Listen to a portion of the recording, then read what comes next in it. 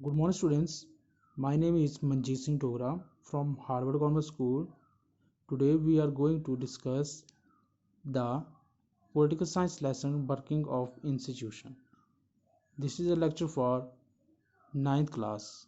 Today, we will discuss the vice president.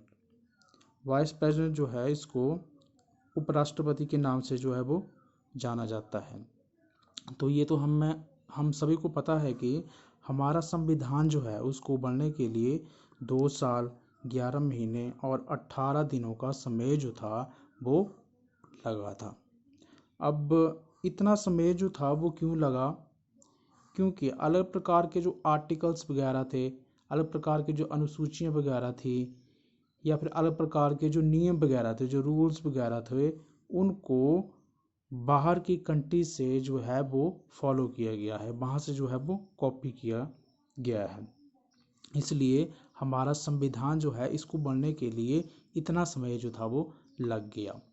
अब vice president जो है इसको अपॉइंट करने का तरीका जो है वो यूएसए अमेरिका से जो है वो लिया गया है। जब हमारा भारत का संविधान बना था तो उसमें एक आर्टिकल बनाया हुआ है जिसको आर्टिकल 63 के नाम से जाना जाता है।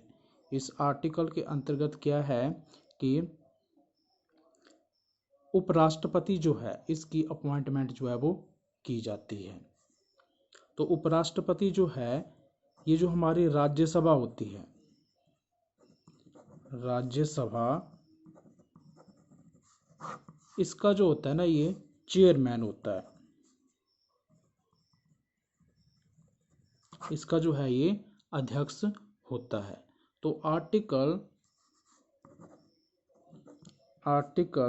64 एक आर्टिकल जो है एक और बनाया गया है उपराष्ट्रपति से संबंधित। इस आर्टिकल के अंतर्गत जो है वो ऐसा बोला गया है कि उपराष्ट्रपति जो है वो राज्यसभा का सभापति होगा, राज्यसभा का वो अध्यक्ष होगा। अब उपराष्ट्रपति जो है उसके लिए किस प्रकार की क्वालिफिकेशन जो है वो चाहिए? तो सबसे पहली क्वालिफिकेशन जो है कि वो भारत का नागरिक जो है वो होना चाहिए, उसको इंडिया की सिटीजनशिप जो है वो प्राप्त होनी चाहिए। सेकेंडली है कि उसकी उम्र जो है वो 35 ईयर तक जो वो होनी चाहिए, 35 साल या 35 साल के ऊपर की उम्र वाला जो आदमी है वो राष्ट्रपति या फिर उपराष्ट्रपति या फिर राज्यपाल का चुनाव जो है उसको वो लड़ सकता है। तो राष्ट्रपति, उपराष्ट्रपति और राज्यपाल के जो चुनाव होते हैं ये कैसे होते हैं? ये अप्रत्यक्ष रूप से होते हैं। मतलब इन चुनावों में जनता जो है वो भाग नहीं लेती है। जैसे कि अलग प्रकार के चुनाव वगैरह होते हैं, तो जैसे एमपी एमएलए वगैरह के चुनाव होते हैं तो लोग जो है वो वोट देने के लिए जाते हैं, तो वैसा जो है वो इसमें नहीं है। इसमें क्या होता है कि लोकसभा, राज्यसभा और राज्य की जो विधान परिषदें होती हैं उनके सदस्य जो हैं उनको इसमें शामिल किया जाता है और वोटिंग जो है वो करवाई जाती है। ठीक है।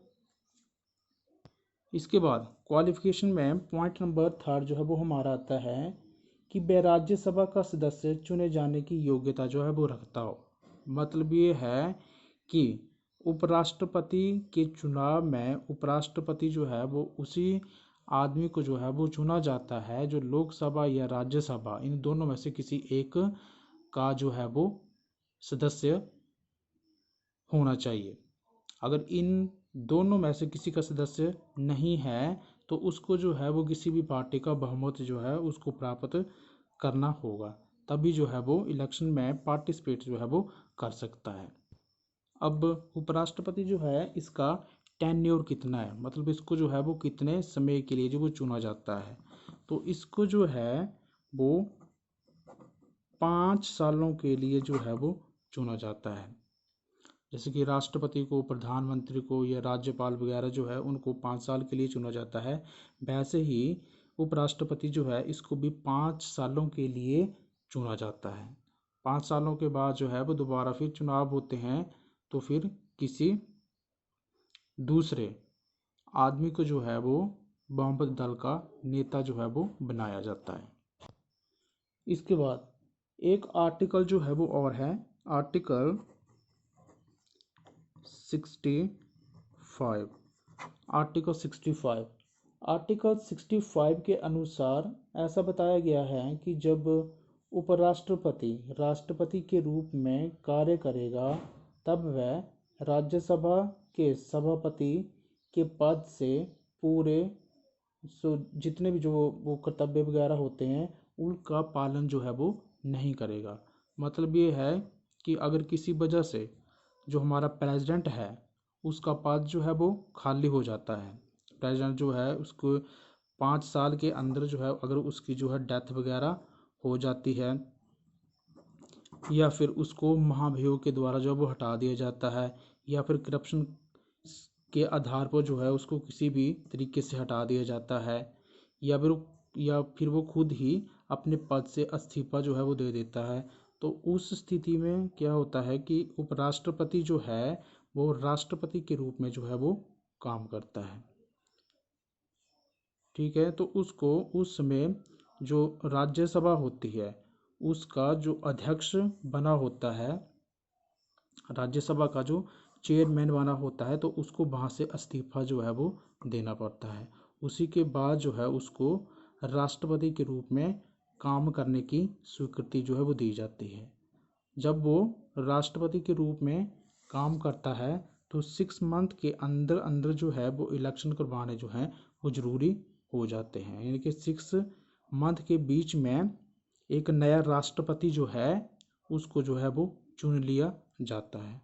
तो फिर उपराष्ट्रपति जो है जिसको राष्ट्रपति बनाया होता है टेम्परेरी बेस के ऊपर, उसको वहाँ से हटाकर जो है वो दोबारा फिर उपराष्ट्रपति जो है वो बना दिया जाता है और वो दोबारा फिर राज्यसभा का चेयरमैन जो है वो के रूप में भी वो काम जो है वो करता है। Okay, thank you very much.